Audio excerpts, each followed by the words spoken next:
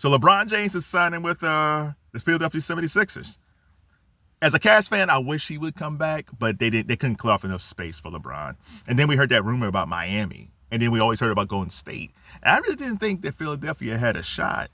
But there he is. And he posted it on his social media.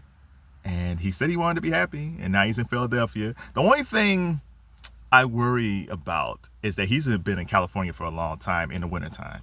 And these East Coast, Midwest winters are rough. So his body got to be used to these cold-ass winters back on the East Coast. So he's a big boy. He can handle it.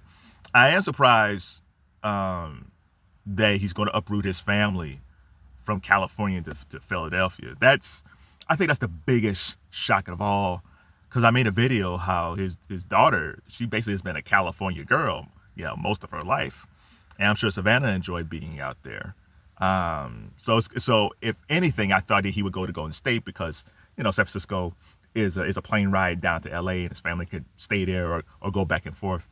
So I'm kind of shocked that he's signing with Philadelphia, but he's going to a pretty stacked team. They got Jaylen Brown. They got Maxey, Embiid, if he's healthy.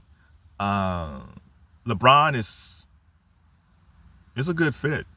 Now, the thing is, the one thing that was good about the Lakers last year, which he didn't like, but he had to fit in because they made Luka the main guy, and they had Austin Reeves, and LeBron was almost like the third option. And I'm sure he didn't like it.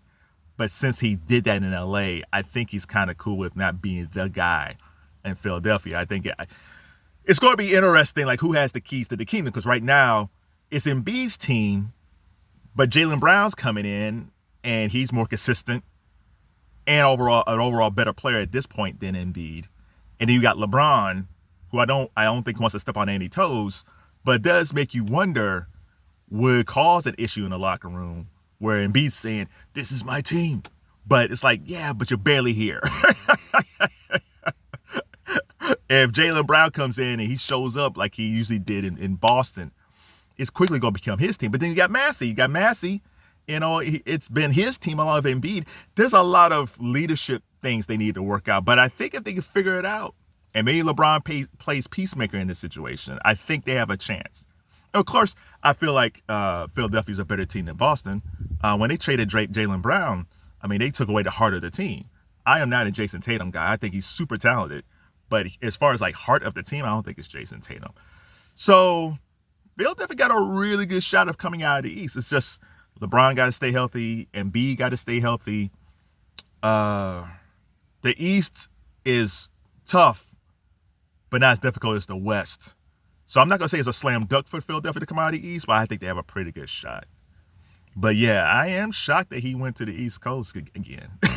I am shocked. It puts him closer to. It does put him closer to Akron.